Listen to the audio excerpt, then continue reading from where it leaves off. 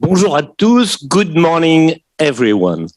The clean energy revolution. As we all know, the climate issue is going to trigger massive change, massive transformations in our economies, in our businesses, in our very lives. And the question of energy is obviously at the center of this issue. How we produce it, how we consume it, how we save it. And it is a tough question. I speak from experience. At Bain & Company, we've been quite proud to have been carbon neutral for a few years, but we're now trying to work toward our net zero objectives. And trust me, it is hard. We're also helping our clients transform their supply chains, business models to reach similar objectives, and it is hard. So I'm very sorry to say that we don't have quite a simple topic to discuss today. What we will try to do is at least try to bring some clarity on a few questions. First of all, are we off to a good start, or are we starting on the wrong footing? Second, we will try to assess first of all, the size of the mountain we need to climb in the next 10 years. What are the obstacles? What are the potential solutions?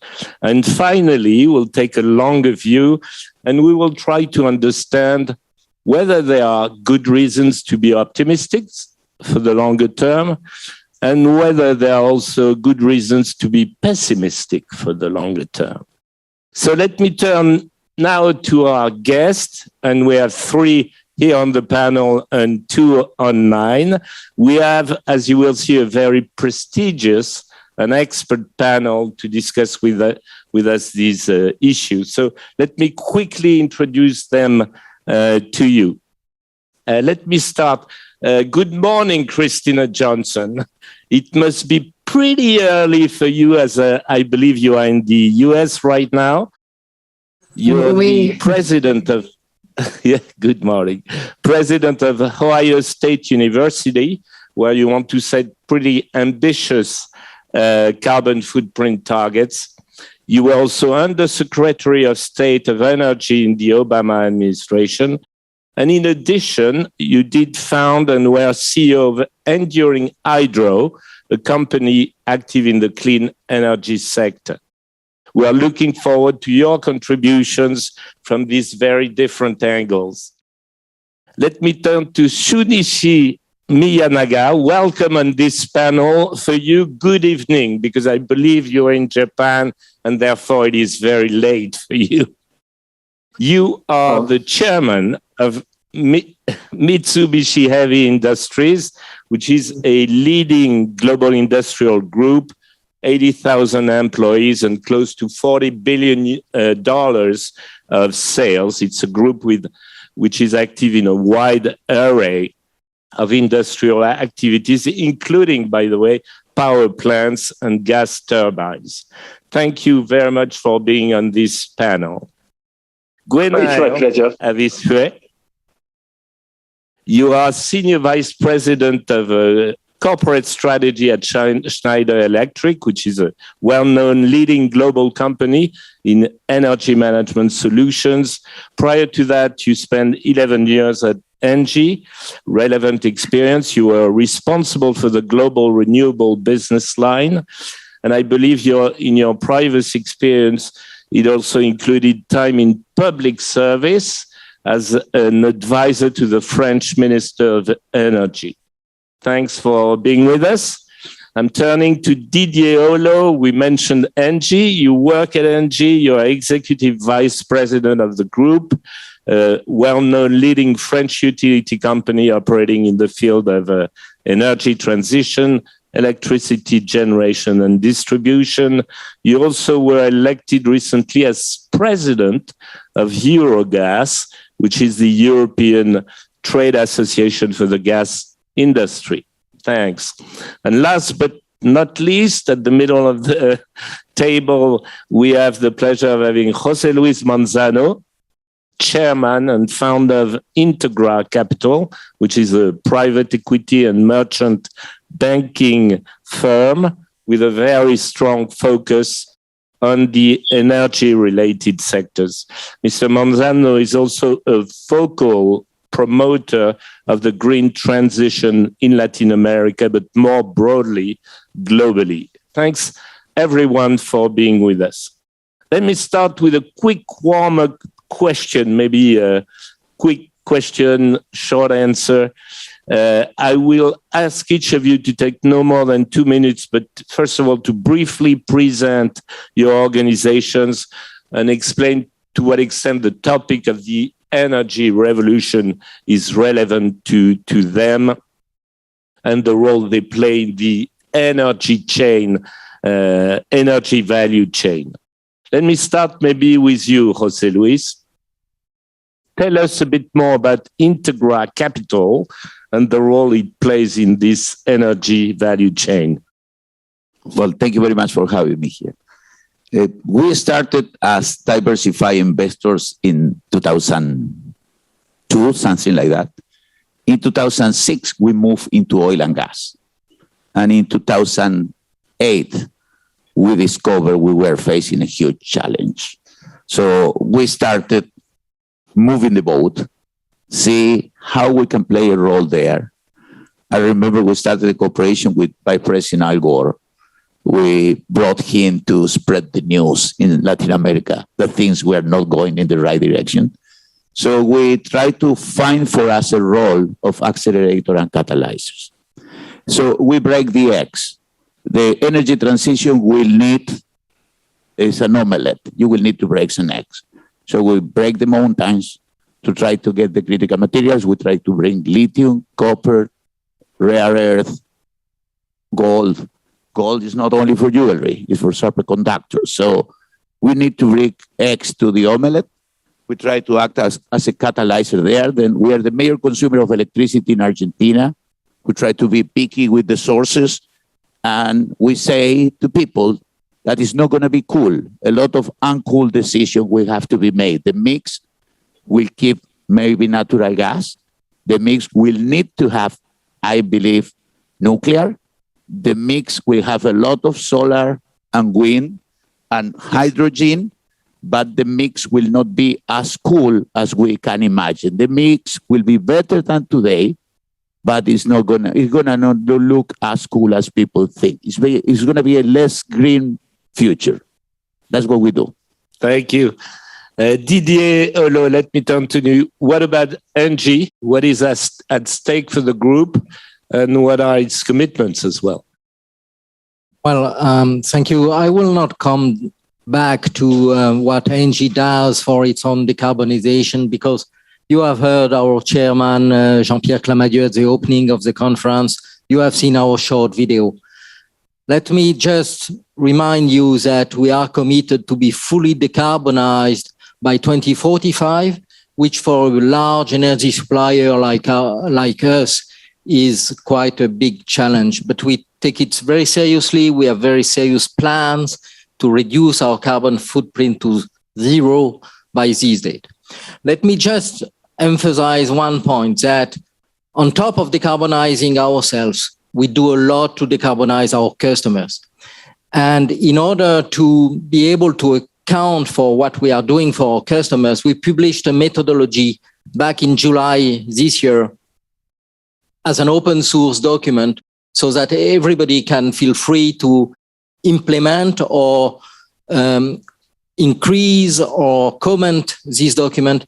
And according to this methodology, we have a clear aim to be able to claim that each year we reduce the carbon footprint of our customers by 45 million tons of CO2. And in order to help our customers implement that, we have created a company called ENGIE Impact with really consulting and helping the customers to implement concrete plans to reduce their carbon footprint. Among the customers I can quote, obviously, I'm sure that Christina will have something to say about Ohio State University, but also I can mention the mining industry, where we do a lot, for instance, to use hydrogen in mining industry. Thank you. Thank you. Gwenaëlle Lavissue, moving to you now, Schneider Electric.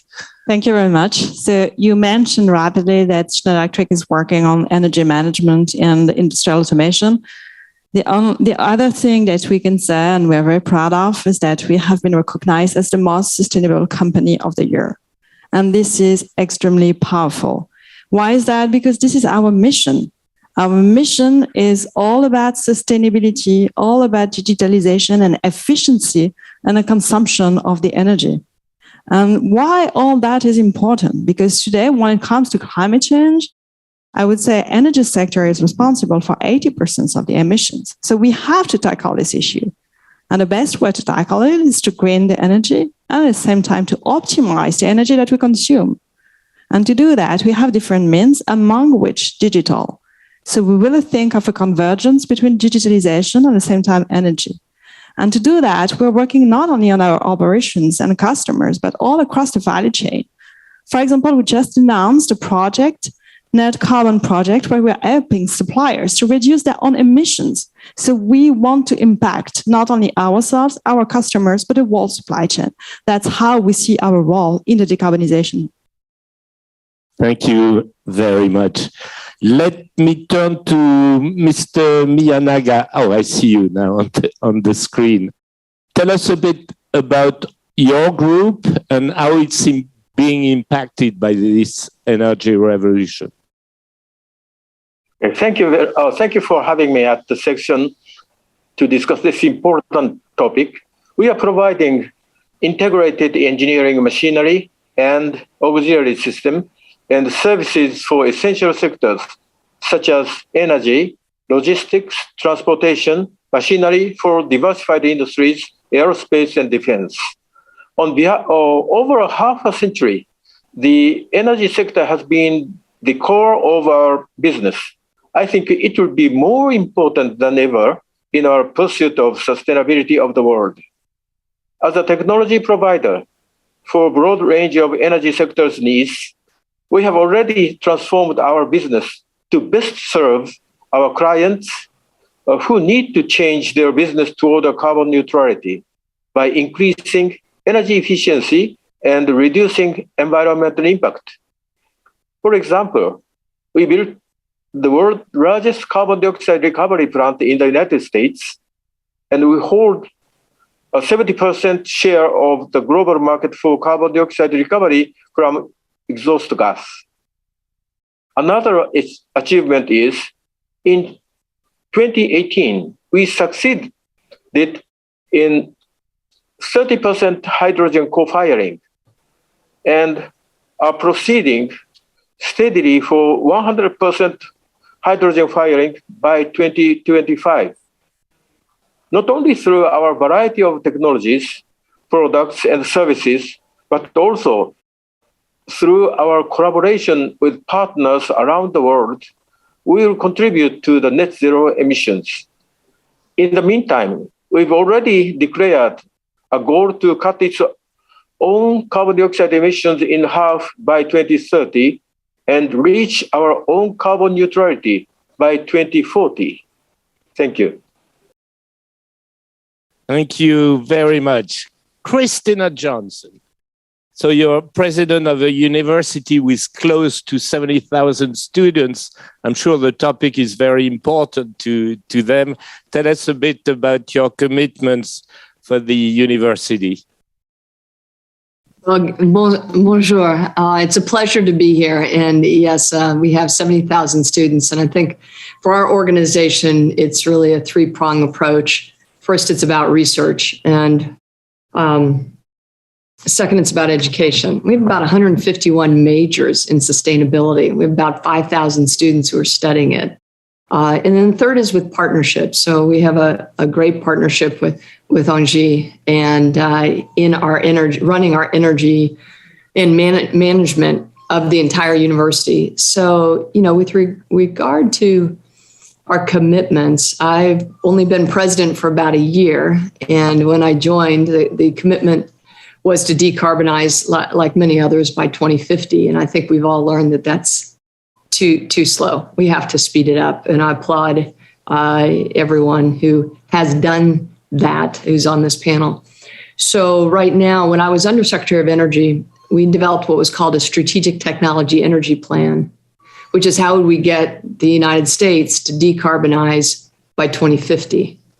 And if we look, so we did that in 2010. Of course, we had 10 more years. And so now doing a backcasting, you can see where the challenges are, where we've succeeded, where we haven't.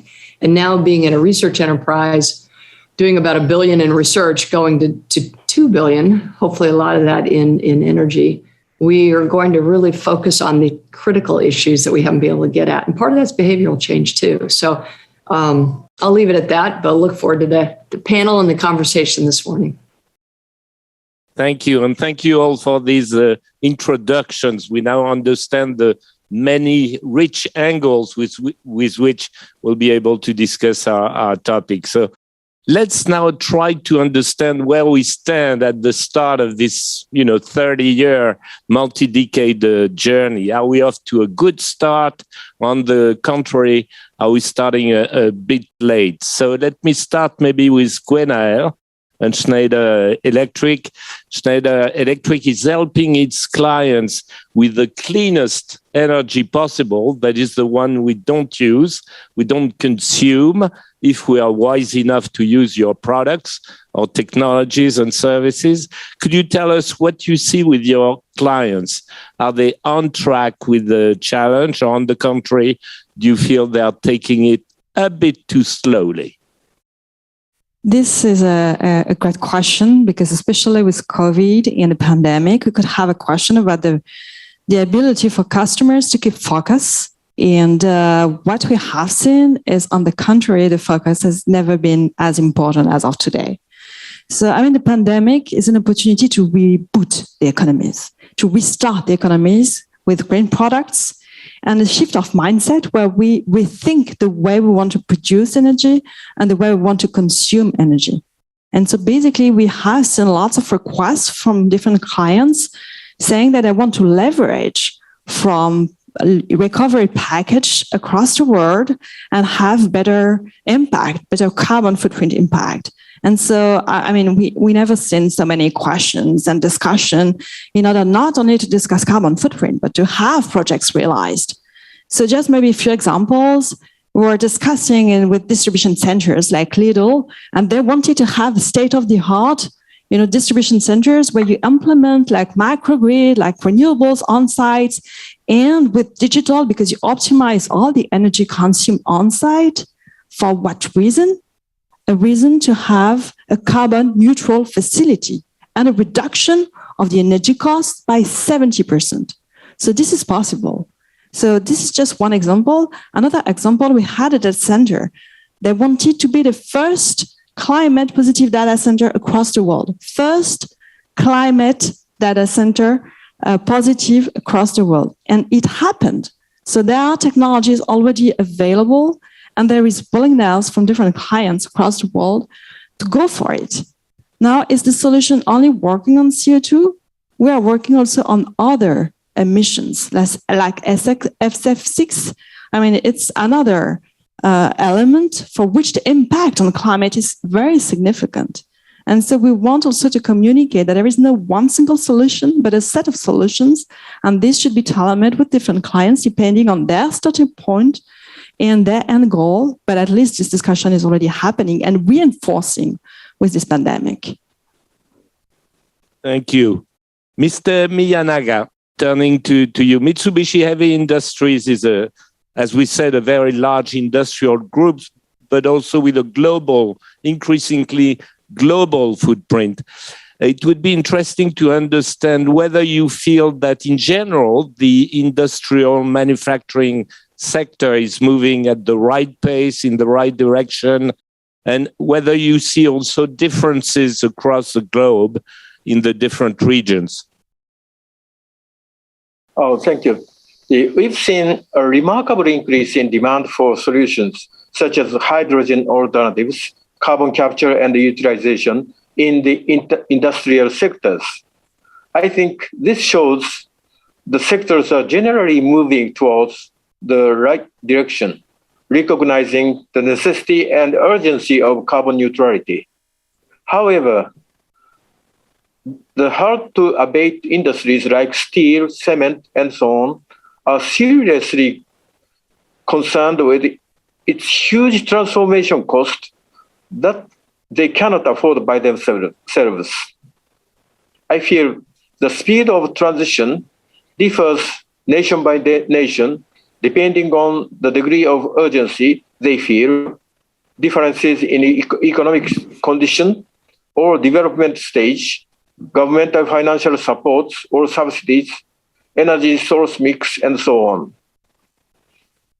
As you saw how the COP26 or the at Glasgow proceeded and resulted in, I think there is considerable differences by regions, and yet there is no other way than continuing the discussion patiently and keeping honest and transparent exchanges in data and technological issues. I'm also afraid that insisting a narrow range of solutions or approaches may jeopardize the momentum. Adopting multiple various pathways relevant to regions and nations will be a practical and even shorter road to the goal. We must be pragmatic for short and midterm affordable solutions and seek for ultimate solutions enabled by technological breakthroughs or discoveries in the long run. Thank you. Thank you very much. And you mentioned the COP26. We'll come back to that topic. Turning to Didier and ENGIE, energy groups like ENGIE are obviously at the middle of the storm. You're perceived as being part of the problem, also potentially part of the solution. And ENGIE, you mentioned, is going through a massive transformation. Do you feel that is the case in general for all energy groups, or are there, segments that are lagging behind? What would it take for them to catch up? Well, let me speak 1 second about an industry I know quite well, which is oil and gas. It's surprising to see that some companies have really taken the problem very seriously, and I can quote Total or Shell. Some others that I would not quote here has been obviously lagging behind. And more generally, if you look at countries, we very much welcome the Methane pledge, which has been signed just before COP26 and which has been welcoming a lot of signatories during COP26. But to be honest, it's really due time that a number of developed countries are taking methane leaks seriously. We have done that in Europe, not because we are more clever or more environmentally sensitive than others, but because we produce offshore and our people are living on the platform, so methane leaks are a deadly question for them. And because we pay gas so expensively that methane leaks was an economical issue. So we have fought against methane leaks and demonstrated that you can reduce them to a very, very bare minimum. And it's time that particularly North America is doing its duty in that respect. It's a shame to see how much methane is leaking in North America. It's not the only part of the world. Russia, Africa, Middle East, some other region also need to make efforts, but that's an area. It's not CO2, but it's very potent greenhouse gas, methane, and it's time that all companies in the world are doing their duty in that respect. As far as other industries are concerned, well, I share what Mr. Mayanaga said. Steel industry is doing a lot of efforts. Also, it's expensive. And some other hard-to-abate sector are doing their efforts. The industry for which I'm worried is cement, because I don't see obvious solution for the cement industry. You can recycle CO2. You can possibly store CO2 in a geological layer, but there is no proper solution to have completely CO2-free cement. So depending on the industry, there are different stages, but I don't see any industry today who has not taken the challenge and who is not working very hard on it. Thank you. José Luis, turning to you on the topic of the impact of the finance industry, as we see every day, it's been playing an increasing influential role. Is that the case for the private equity industry as well? And do you feel the finance industry could play an even more important role? I would say yes, with a caveat. The caveat has to do with the thing of looking cool or not looking cool. For example, the financial pressure moved the mayor to sell the assets. When the assets get sold, maybe they move to a lower standard. There is no chance private companies, unlisted, smaller, owned by 7 layers of funds, ending up with no UBO. We have the standards that BP, Total would have. So a bit less of hypocrisy would help a lot. So, or you close the fields, which is impossible, or you decarbonize the fields, which is possible, or you hide the fields. When you hide the fields, the standards go down, no doubt. So yes, there's a role. So the positive role is that today you have a renewable project, and the renewable project is well done, you get the financing. You have a decarbonization project, you get the financing. You are a small country with a lot of jungle, and you want to protect the jungle, you get the financing. So there is no doubt, the financial industry plays an accelerator role and a facilitator role that cannot be substituted, and that the market is keen. Market will do 10 times more than governments. But then on the dirty side, I think we have to reduce hypocrisy. I think we have to talk about this dirty thing, which are the dirty oil fields, what we do with them and for how long. Thank you.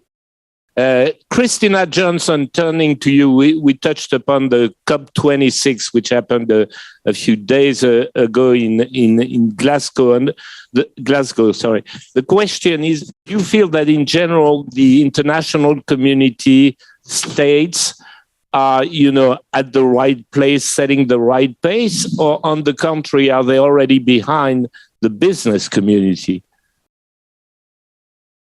Well, I have been in the energy industry. I had a hydropower company, as you mentioned. So, and I'm looking at what companies like ENGIE, our partner, is doing. So I do think that the business sector and the university sector are leading. I think our governments are certainly working hard to be involved. So I went to COP15, and that was back in 2009. And at that time, we were just finishing up this STEP plan that I mentioned. And it, looking back, what I'm trying to do is now drive the research at The Ohio State University to hit the really tough issues that we haven't been able to make as much advancement on. And you heard about one of them, which is really carbon capture. That's been the tough one. We made a lot of progress in renewable energy. And, I talk about the numbers. It's pretty stunning, actually. But we haven't made as much progress as figuring out how to do that efficiently. So I mentioned earlier, the university is about research, education, and partnerships. So we're focusing our research on soil sequestration. Professor Lal, who's won the Japan Prize, the World Food Prize. He's the leading world expert, thankfully, on soil sequestration as being part of the solution. So that's one area that we're really supporting. Another area is in a process that Dr. Fan has come up with after 30 years, which uses an iron oxide particle to efficiently extract CO2, from the emissions. That was a big deal because we've been able to do it, but not efficiently and not cost effectively. So it's got to be adopted worldwide. We just licensed the technology to a first company. And then electric vehicles and hydrogen, we're looking at mobility solutions. Columbus, which is where The Ohio State University is located in Ohio, was named a smart city and has been working on really focusing on efficient mobility. And the last is really the water nexus with the clean energy. So we have Dr. Tom Dara, who's one of the world's experts in identifying hydrogen from subsurface areas, and he's director of our Global Water Institute.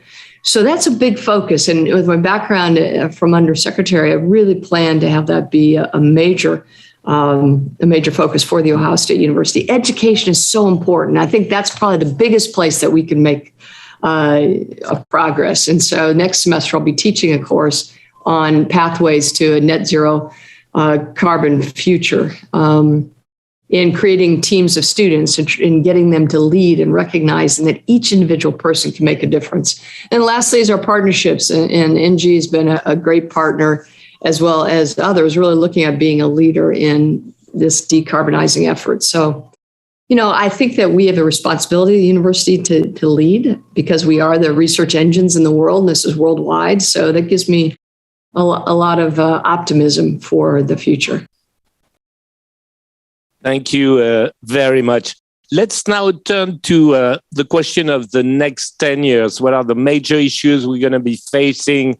What are potential solutions?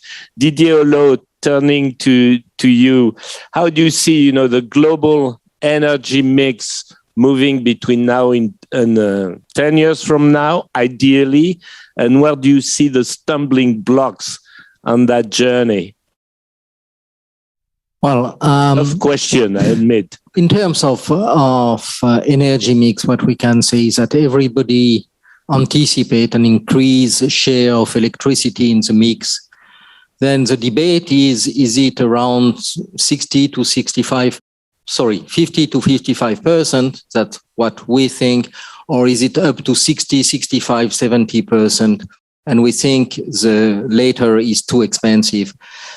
So conventional wisdom says, solar and wind will do it.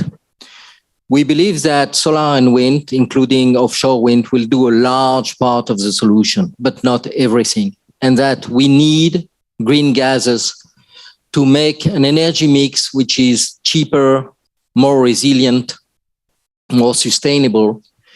And we think that the problem for developing this energy mix, be it wind, solar, biomethane, green hydrogen tomorrow, is very much dependent on how do you integrate this project into the local community, into their environment. How do you make them part of the life of the city, of the community?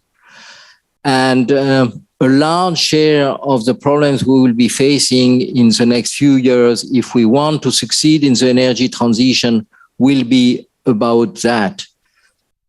Technically, we will probably have enough solar panel. We will be able to build enough wind turbines. But how do we implement them? How do we convince people that they have to live with them? How do we convince people that solar panels are compatible with agriculture, with food production? That's a major thing. And also, I would like to underline what Gwenaëlle already said, that we have also to remind people that we have to start with efficiency. The best energy, the easiest to produce is the one you avoid to consume. And that's a very big step that a lot of people are forgetting. They are just looking for how do I produce green energy before thinking how do I save energy, how do I consume less. But my message here will be, don't forget that green gas will be an essential part of the transition, and it's ready to be implemented. We need to start now. We need to accelerate now because it can save carbon budget now. Thank you. Let me turn back to Ohio again. Christina Johnson, can you give us a sense of where you feel the most important obstacles in that journey will be in the coming 10 years? Well, I couldn't agree more with what was just said. I think energy efficiency, I think it's doing things in the right order. So for every electron you save, at least in the US, we think about that as 2 to 3 electrons you didn't have to generate. And so that's important, that's critical. And then, so the more you do the energy efficiency, the less you really need on the generation side. Look, our 5 levers that we look at is we've got to first we've got to first do the energy efficiency, decarbonize the electric sector. Then we've got to electrify the light duty vehicle fleet. We've got to do a fuel switching for a long haul. We've got to modernize the grid. So at a university, what I can focus on is the energy efficiency piece as well as the renewable energy application. And of course, that means making our buildings very efficient and looking at our generation. So, I think that those are going to be some of the things that we're going to focus on. One of the things in our STEP plan that we didn't do was really take into account what soil could in terms of being a carbon sink. And so with some of our research, we're going to focus on that. We're going to focus on the green hydrogen as a new generation source, and then look at electrifying the light duty vehicle fleet. I think the tough things really comes back to we had in our plan by 2020, because I went back and reviewed it before this panel. By 2020, we called for a robust carbon capture and sequestration industry. That really hasn't materialized as we want. We also called for, and this was before Fukushima, we also called for nuclear power to be a low carbon baseload. That's been a little bit more complicated. So I think those are some areas that we really need to focus on is the efficiency in carbon capture as well. Thank you. We'll need to accelerate because time is going so fast during this discussion. Jose Luis, turning to you, I think you said a few months ago that Latin America needed trillions of dollars, not billions, to finance that transition. Can you share with us your view on, the financing needs for that huge transition we are going to face? Well, yes, Latin America contribute with very small part of the carbon emission, and it can contribute with a big part of this helping of the solution because of the critical materials, because of the forests. But at the same time, you have a growing population with demands that are being served on old fashion. So, for example, we just acquired the biggest utility in Argentina. Ask me how many rooftop solar panels there are there. 0, almost 0. How many EV chargers? Maybe 50, 150 in a 40 million people city. So it's about regulation. Government will have to intervene. It's about the financial system directing this investment in the right direction. And many places, you go to Latin America, also to Africa, it's not building back. It's going to be just building. It's a lot of things undone. So if you introduce a concept of energy efficiency and decarbonize sources, maybe you can do it well. And for that, money will be the thing. It's carrot and stick. It's the two things. So what would say trillion? Because if I have the numbers, I think President Biden packages amount up to A3. I think if I add the numbers in the European Union, maybe 6 to 7 3. So maybe a couple of 3 for Africa and Latin America will help a lot. And the last thing is the different speeds. It's going to be different speed. It's not going to be easy to enforce commitments with powerful authoritarian countries, to be polite. So I think the European Union and the US will have to do more. to save the house. It's like in a family. You have responsible member and irresponsible member. You're going to save the family. There is somebody that work more. It's going to be like that. So maybe it's not enough with national or regional commitment from Europe and the US. Maybe Europe and the US will have to reach out to Africa and Latin America, create regional commitment and finance it. Thank you very much.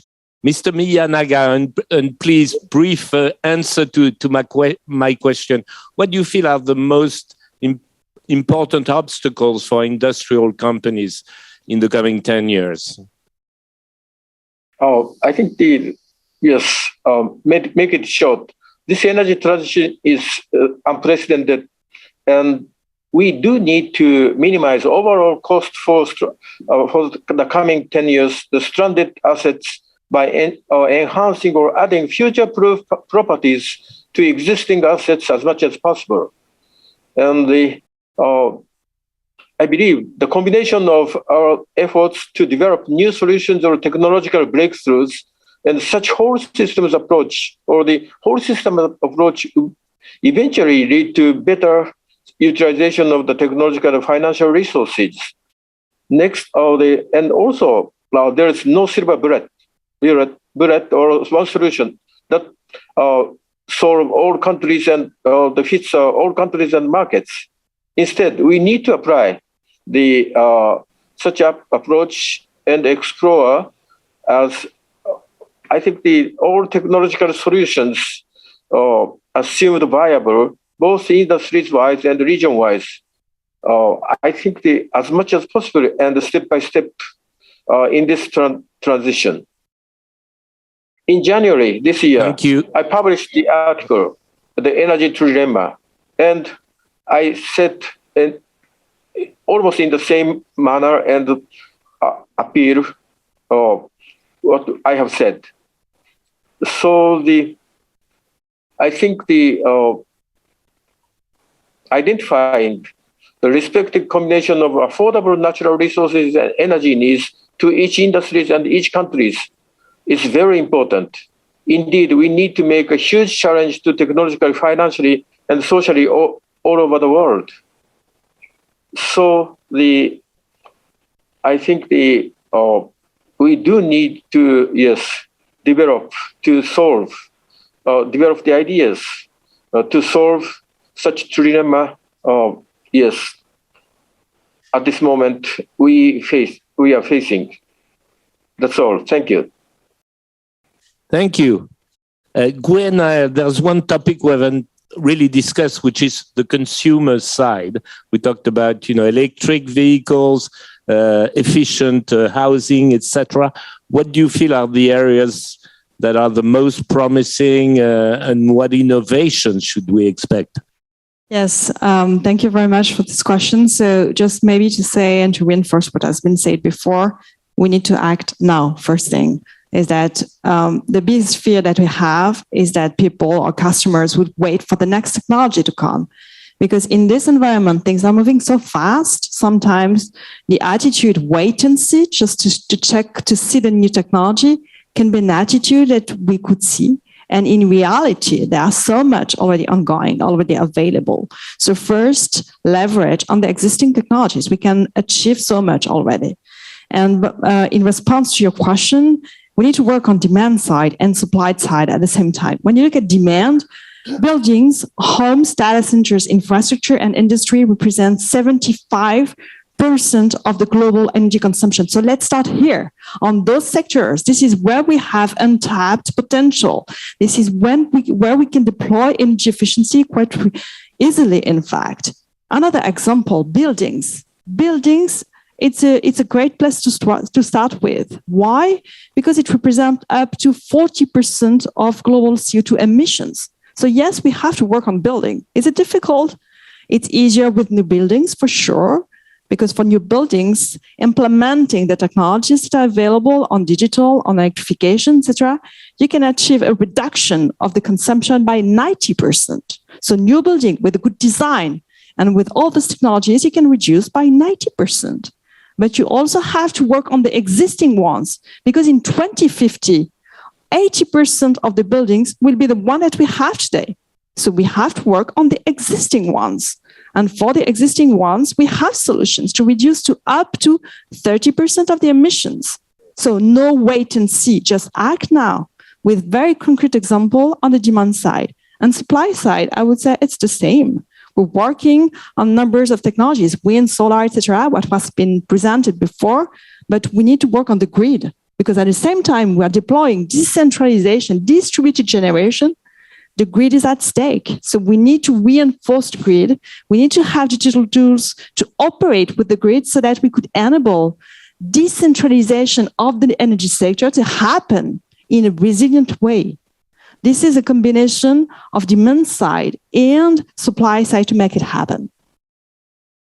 Thank you very much. We've discussed, a number of challenges, obstacles, but also opportunities, particularly with regard to innovation. Let's take a long-term view, and I will ask very short answers. One, are you optimistic or pessimistic if you think about the 2050 objective? And secondly, what do you see as the major number one sign of hope and your number one source of concern? I need personal answers to these questions. And let me start maybe with you, José Luis. Optimistic or pessimistic? I am optimistic. I am optimistic based on science and political commitment, and I'm seeing both. My concern is how we deal with this heterogeneity or these different speeds. And I think for both is the same answer, political commitment and science. So I'm very optimistic. And just the virus show up that science and acting together help. Thank you very much. Didier? I'm quite optimistic, but there are conditions to succeed. The first one is on the financial side. We need a CO2 price, which is high enough. We need a system of guarantee of origin to make green energy tradable. On the regulatory side, we need pragmatism, and particularly we need a taxonomy as far as Europe is concerned, which takes into account the transition activities. Thank you. Gwenaëlle, on your side.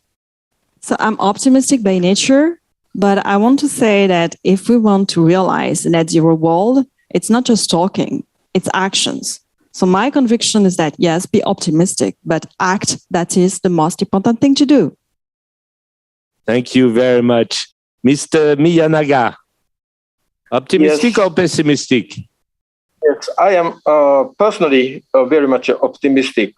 Yes, I believe in the, despite the current trilemma, the energy security, energy equity, and also environmental sustainability.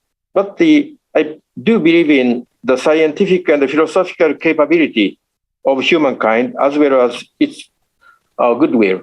The inheriting better world over the generations of generation is our kind of the basic of the, yes, I think we have inherited.